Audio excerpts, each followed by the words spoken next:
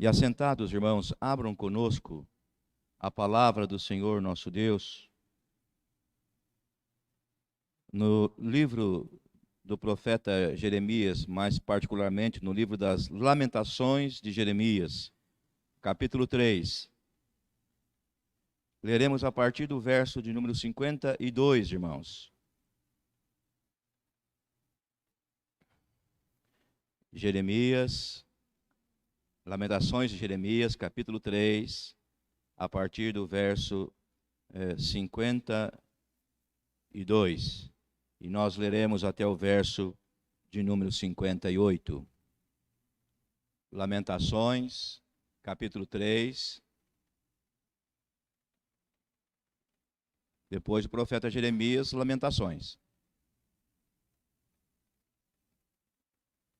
Versos 52 a 58. Eu quero convidar a igreja para participar conosco dessa leitura. Eu vou iniciar lendo o verso 52 e vocês leem o verso seguinte. Caçaram-me como se eu fosse ave. Os que sem motivo são meus inimigos.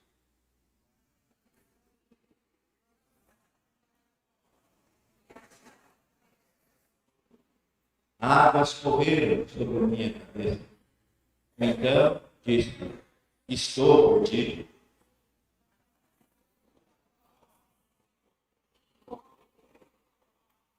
Ouviste a minha voz. Não escondas o ouvido aos meus lamentos, ao meu clamor.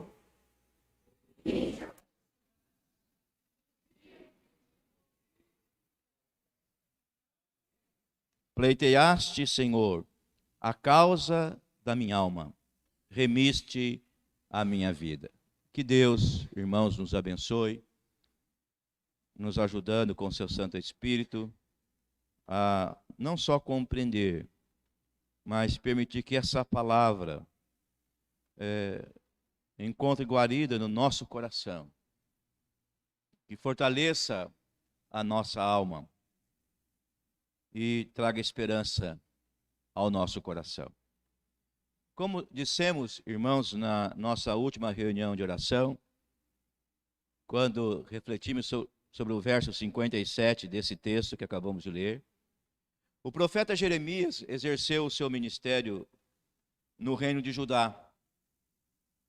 E ele é considerado um profeta tanto pré-exílio como pós-exílio. Ou seja, antes, cerca de quase 40 anos, ele ali desenvolveu o seu trabalho. Antes que Judá fosse capitulada sob o Império Babilônico. E até um tempo depois que esse fato aconteceu. Ou seja, Jeremias não só predisse o triste fim de Judá, como foi testemunha ocular desse fato.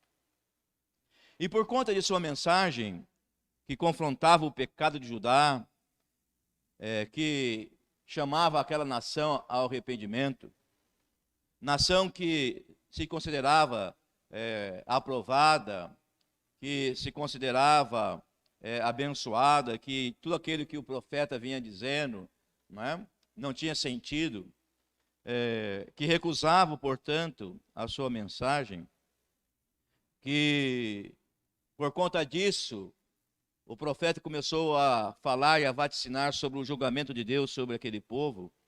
Então Jeremias enfrentou inúmeras dificuldades, inúmeras privações e tribulações. E aqui, os versos que nós lemos nos dá uma ideia daquilo que o profeta havia passado, porque ele diz, olha, caçaram-me como se eu fosse uma ave, não é? Sem motivo, são meus inimigos, me lançaram na cova, não é? Para destruírem a minha vida, atiraram pedras sobre mim, a ponto do profeta desesperar-se da própria vida. E foi nesse momento, quem sabe, o mais dramático de sua vida, que do fundo do poço, literalmente, ele invocou o nome do Senhor, conforme lemos aqui a partir do verso de número 52. Da mais profunda cova, diz o verso 55. Senhor, invoquei o teu nome, ouviste a minha voz. Não escondas o ouvido aos meus lamentos, ao meu clamor. E por tudo que o profeta vive, experimenta e faz, por todas as suas reações, de se compadecer com aquela nação, de se colocar na presença do Senhor várias vezes, com lamentos, não é? Nós já falamos isto. Jeremias também ficou conhecido como profeta chorão. Mas foi quando, meus irmãos, ele buscou refúgio em Deus, que ele encontrou refrigério para a sua alma, que Jeremias encontrou alívio para as suas dores, e que um novo ânimo e uma nova esperança brotou no seu coração. Jeremias não só entendeu, irmãos, como se submeteu à soberania de Deus e ao seu governo. E conforme nós compartilhamos com os irmãos na terça-feira passada, Jeremias reconhece também os atributos de Deus, as qualidades de Deus, aquilo que Deus é. E ao reafirmar, ao trazer novamente à memória aquilo que o ser de Deus conforme a apresentação que a sua palavra nos dá, o profeta foi profundamente fortalecido.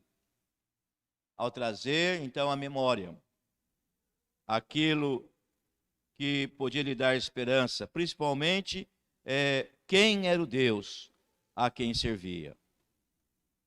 E nos versos que se seguem, meus irmãos, Jeremias deixa o seu testemunho para que o povo de Judá também fizesse o mesmo e buscasse refúgio em Deus. E ao fazer esse apelo, ao dar o seu testemunho, ao compartilhar aqui a sua experiência, meus irmãos, com o povo de Judá, e que hoje o Espírito Santo traz e aplica ao nosso coração, o profeta relata então algumas descobertas que ele fez.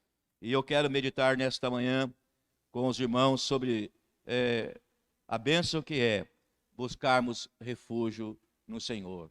A bênção que é de poder nos refugiar em Deus. E quando nós olhamos para essa passagem, Jeremias diz que quando ele assim procedeu, Deus veio ao seu encontro. Olha o que diz o verso 57 aí do texto que nós lemos. De mim te aproximaste no dia em que te evoquei. Que bênção, meus irmãos, não é? Ao buscar refúgio no Senhor, o profeta Jeremias teve a grata surpresa de ver que ao se colocar em oração diante do seu Deus, não só era ele que estava indo na direção do Senhor, mas que Deus também estava vindo ao seu encontro. De mim te aproximaste no dia em que te invoquei. Meus irmãos, que bênção, que coisa maravilhosa é essa, de ao nos colocarmos em oração, não é? Não termos que fazer sacrifícios mirabolantes, fazer barulho, não é? Bater o pé para chamar a atenção de Deus, porque Deus está longe. Vocês se lembram da experiência do profeta Elias contra os profetas de Baal? Vocês gritam, bate mais, façam mais coisas, mais barulho, porque quem sabe ele está dormindo, quem sabe ele está ocupado com outras coisas. Não, o nosso Deus é um Deus que quando nós o buscamos de todo o nosso coração, conforme diz o profeta, buscar-me-eis e me achareis quando buscardes de todo o vosso coração. É um Deus que vem ao nosso encontro, é um Deus acessível, é um Deus que se coloca, irmãos, e se move na nossa direção, que se aproxima de nós. Não é sem razão, portanto, que o salmista afirmava nessa direção: perto está o Senhor dos que têm o coração quebrantado e salva os de espírito oprimido. Que bom, que bênção é saber que você não lança a sua voz no vácuo, no vazio, mas que quando você ora, você tem essa convicção, você pode ter essa certeza de que Deus inclina para nós os seus ouvidos, que Ele estende para nós as suas mãos, conforme testemunho, não só de Jeremias, mas de muitas outras passagens e de servos e servas do Senhor nosso Deus. Nós vimos recentemente nessa direção com os irmãos que esse era o mesmo entendimento de Tiago. Tiago fala quando descreve no capítulo 4 a questão das orações não serem atendidas, porque muitas vezes nós oramos pouco e oramos mal. Mas ele diz, nós orarmos biblicamente, e se nós amarmos ao Senhor de todo o nosso coração, e tivermos em nosso coração o desejo de ser amigo de Deus, então nós podemos e devemos não só nos sujeitar a Ele, mas também nos achegarmos a Deus. Chegai-vos a Deus, diz Tiago, e Ele se chegará a vós outros. Irmãos, olha que bênção, não é um texto isolado, mas muitos outros que confirmam essa grande bênção que a palavra de Deus nos traz, nos apresenta, que quando nós buscamos refúgio no Senhor, Deus vem ao nosso encontro. E esta verdade pode ser muito bem ilustrada com aquilo que acontece na parábola que Jesus conta do filho pródigo. Quando aquele moço mais novo, depois de desperdiçar tudo o que tinha, caiu em si e tomou uma decisão, a de voltar para a casa do seu pai, não é? Arrependido, dizendo, pai, o senhor não precisa me tratar mais como filho, trata-me apenas como um servo, como um empregado seu, como um escravo, não tem importância. E grande foi, meus irmãos, a surpresa daquele moço, pois conforme a parábola narra, diz no capítulo 15 de Lucas, verso 20, vinha ele ainda longe, quando o seu pai o avistou, e compadecido dele, correndo, o abraçou e o beijou. Irmãos, que Deus é esse que nosso Senhor Jesus descreve nessa parábola? É o Deus que vinha todo dia na viração do dia lá, não é? Encontrar-se com Adão, que tinha prazer em estar com a sua criatura, com o seu filho. E eu creio, meus irmãos, que guardadas as proporções, também essa é a mesma satisfação que Deus tem ao vir, né, os seus filhos se colocando na sua presença e também, então, se movendo para se encontrar conosco. O reverendo Leonardo, que foi professor no seminário do Norte, holandês, ele dizia assim, olha, coloque o seu relógio para despertar de manhã para você ter um tempo com Deus. E quando aquele despertador tocar, né? Lembra aqueles antigos? E quando o despertador tocar, ouça, o mestre chegou e te chama. O mestre chegou e te chama. Irmãos, que bênção, que alegria é poder você ter no coração essa certeza. O que nós queremos destacar, então, a todos vocês, é que o nosso Deus não é um Deus distante e indiferente, inacessível, ou que se preocupa, como costumamos dizer, só com a diretoria, só com uma elite privilegiada. Não, pelo contrário, Deus não faz acepção de pessoas. E Ele é o Deus de todos, e é o Deus que se aproxima e que se move na direção de todos aqueles que o buscam e nele se refugiam. Mas, mais do que isso, Jeremias testemunha para o seu povo, encoraja o seu povo a buscar refúgio no Senhor, porque quando ele buscou refúgio no Senhor, Deus pleiteou a sua causa. Verso de número 58, a primeira parte diz, pleiteaste, Senhor, a causa da minha alma. Pleiteaste, Senhor, a causa da minha alma. Essa foi outra bênção, meus irmãos, que o profeta Jeremias experimentou quando buscou refúgio em Deus. Foi a de ver o Senhor pleiteando a causa de sua alma. Em outras palavras, Deus fez da causa do profeta a sua causa. Agora era Deus quem tomaria a iniciativa e estaria à frente, não só para defendê-lo, como para garantir que a sua causa fosse vitoriosa. Irmãos, que bênção, que privilégio com certeza, meus irmãos, ao ver o interesse de Deus por algo que afligia a sua alma e a fazia sofrer e enfermar, um grande alívio e refrigério tomou conta do coração do profeta. Como era bom saber que a sua causa estava em boas mãos, que Deus mesmo se encarregaria de defendê-la, de julgá-la e de garantir que a mesma não cairia no ostracismo e no esquecimento. A palavra de Deus registra e nos mostra um episódio que ilustra e nos ajuda a entender melhor, meus irmãos, o que nós estamos querendo dizer. Lá no livro das Crônicas, nós lemos que uma grande agonia, um pavor imenso, tomou conta do coração do rei Josafá. Ao ser inteirado que um exército mais numeroso e melhor equipado do que o seu estava vindo ao seu encontro. Não havia nem tempo e nem o que fazer para fazer frente àquela multidão.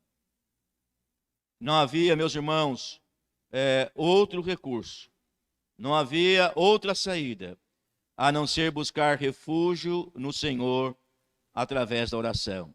E foi o que o rei fez. Você pode ler isso lá no livro das Crônicas, segundo o livro das Crônicas, meus irmãos, no capítulo 20. Por favor, acompanhem conosco essa leitura, quando no verso de número 2 a 4, nós lemos assim: Então vieram alguns que avisaram a Josafá, dizendo: grande multidão vem contra ti da além do mar e da Síria. Eis que já estão em Azazon Tamar, que é em Gedi. Então Josafá teve medo e se pôs a buscar ao Senhor e apregoou jejum em todo Judá. Judá se congregou para pedir socorro ao Senhor. Também de todas as cidades de Judá veio gente para buscar ao Senhor, porque havia entendido o rei que não existia, não havia qualquer outra alternativa, possibilidade de se livrar da mão dos seus inimigos.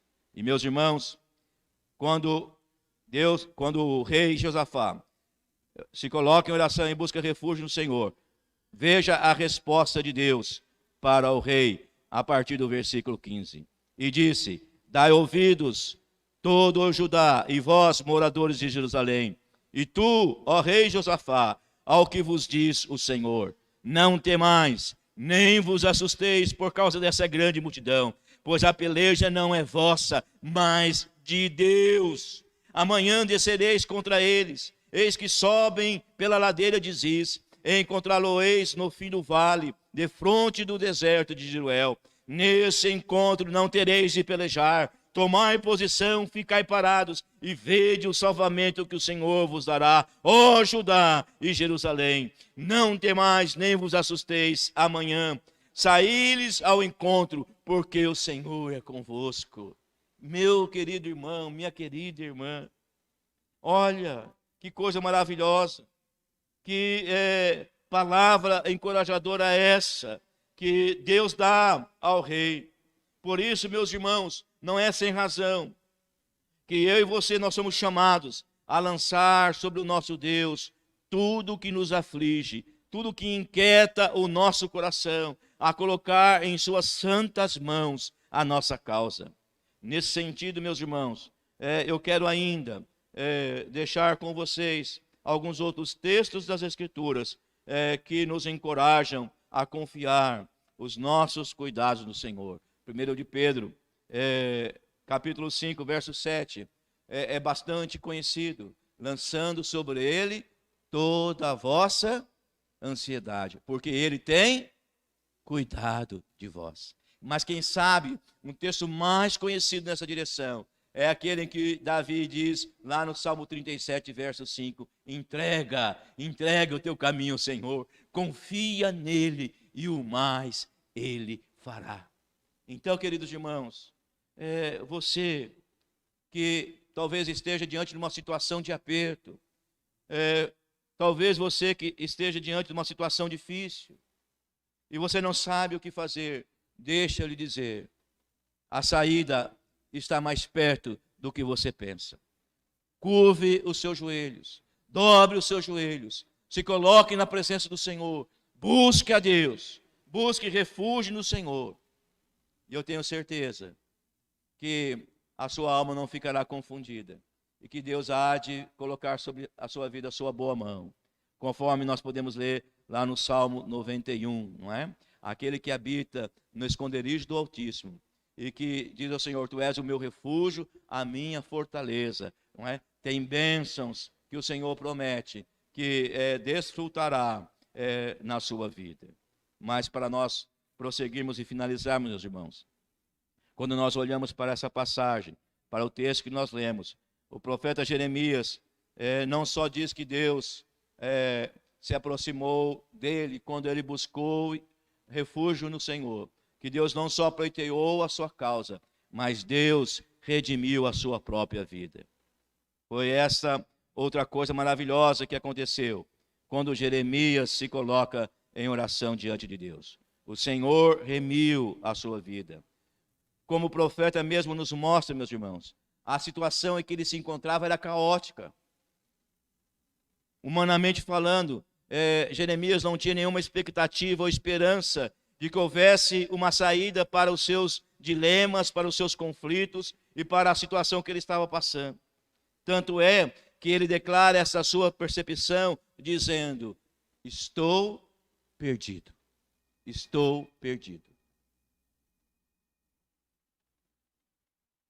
Mas, ao buscar refúgio em Deus, o profeta vai provar em sua própria vida que para Deus não existe causa perdida. No meio do caos, no meio do desespero, Deus remiu e salvou a sua vida. Quando tudo parecia perdido, meus irmãos, Deus intervém com a sua graça e salvação. E a ideia, meus irmãos, que o profeta está compartilhando aqui com o povo de Judá, com o seu povo, na verdade, não era algo novo, não era algo estranho e desconhecido deles. Pois foi exatamente isso que Deus fez ao libertar os israelitas da escravidão egípcia. O Senhor ali redimiu ou remiu o seu povo. E, meus irmãos, essa ideia, biblicamente falando, de remir, não é só livrar da escravidão, mas é salvar ou libertar mediante pagamento. Que nós sabemos, meus irmãos, que aponta e nos leva a olhar para Cristo, o nosso Salvador, que com o seu sangue pagou, que com o seu sangue nos comprou, para assim experimentarmos uma vida de comunhão com Deus. Não foi mediante sangue de bodes e de novilhos que nós fomos comprados, diz o apóstolo Pedro, do fútil procedimento que legaram os nossos pais, mas pelo precioso sangue, o sangue de um cordeiro sem defeito e sem mácula, o sangue do nosso Senhor Jesus Cristo. Eu e você fomos remidos porque fomos comprados por preço, fomos comprados pelo nosso Senhor e Salvador Jesus Cristo, para que assim fôssemos libertos e fôssemos salvos dos nossos delitos e pecados. Algum tempo atrás, eu compartilhei isso também na reunião de oração. Deus havia feito o profeta Jeremias comprar um campo em Anatote, a investir seus recursos e economias num empreendimento que em sã consciência ninguém faria. Pois o profeta sabia, e não só o profeta, todos que habitavam ali em Jerusalém e Judá, não é? Que aquela terra estava com os seus dias contados, que se desvalorizaria absurdo com o cativeiro iminente e inevitável. Ou seja, comprando aquele terreno que Deus mandava que ele comprasse, Jeremias estava jogando no lixo todas as suas economias, realizando um péssimo investimento, pois Nabucodonosor, rei dos caldeus, estava às portas, e não demoraria para que Jerusalém e Judá fossem capitulados. Como é que você vai investir num lugar que vai ser destruído? Colocar as economias de uma vida toda, sabendo que você vai ter um prejuízo enorme. Mas Deus fala para o profeta que, apesar de todas essas evidências, comprasse aquele terreno. Não só comprasse, lavrasse a escritura, na presença de muitas testemunhas, selasse aquela escritura e a colocasse num vaso, não é? No cofre da época. Pois tão certo como viria o cativeiro, Deus também restauraria a sorte daquele lugar. E novamente lá em Judá, novamente lá em Anatote, lá em Jerusalém, terras, terrenos, imóveis voltariam a ser negociados por dinheiro. E a palavra de Deus ao profeta que questiona aquela situação, aquele procedimento, haveria coisa demasiadamente maravilhosa para mim? Pergunta Deus a Jeremias. Ou seja, presta atenção. Quem sabe você que se encontra aqui, ou quem sabe você que nos ouve, já passou por uma experiência dessa natureza. Quem sabe você está enfrentando uma causa supostamente perdida aos teus olhos, que você não vê futuro. Quem sabe por causa de uma enfermidade. A dona Alice foi desenganada pelos médicos. Diz, olha, é apenas paliativo. Quem sabe é o esposo, por quem você tem orado e diz, olha, não adianta mais. Queimar a vela para defunto ruim, não é assim que a gente fala? Esse não tem jeito, isso não tem solução. Você já perdeu a esperança. Eu quero te dizer, em nome de Jesus, nesta manhã, que para Deus não existe causa perdida. Não existe. Eu estava compartilhando com a dona Verinha. Estava comprando recentemente um material de construção. E o menino que estava me atendendo, separando lá o que eu estava precisando, falou, senhor pastor? Eu falei, eu sou pastor. Ali da igreja presbiteriana. E ali tem duas referências, eu falei para ele. Tem o açougue do Pedrinho, que é conhecido aqui na cidade inteira, né? E o cemitério da Ercília. Eu falei assim, tem um terceiro, mas não é bom. Tinha um terceiro, mas não é bom. É o terreno de Ubanda que tem lá. Vizinho próximo ali era da dona Verinha. E a dona Verinha vinha orando por isso. A dona Verinha vinha pedindo, nós também orando aqui para que Deus mudasse essa realidade, tivesse misericórdia. Eu quero falar para o senhor que eu me converti. Já fui batizado há 1 ano. E eu falei, porque eu conheço o proprietário ali, né? Falei, e era o Gerson que batia o tambor lá, que bate o tambor? Eu falei assim, não, era eu. Eu que bati o tambor lá. Mas Deus me alcançou. E hoje, eu sou membro da igreja do Senhor Jesus. Com a minha família, fui batizado. Para Deus, não há causa que seja demasiadamente difícil. Para Deus, não há causa que seja impossível, meus irmãos. Quando nós buscamos refúgio em Deus, como o profeta buscou no momento dramático e difícil da sua vida, nós vamos ver Deus não só vindo ao nosso encontro, não só vamos ver Deus pleiteando a nossa causa, mas vamos ver Deus remindo e salvando com graça a nossa vida. Então, que o Senhor aplique essa palavra ao nosso coração, que nós possamos entender essa realidade e que você possa buscar refúgio em Deus, meu querido.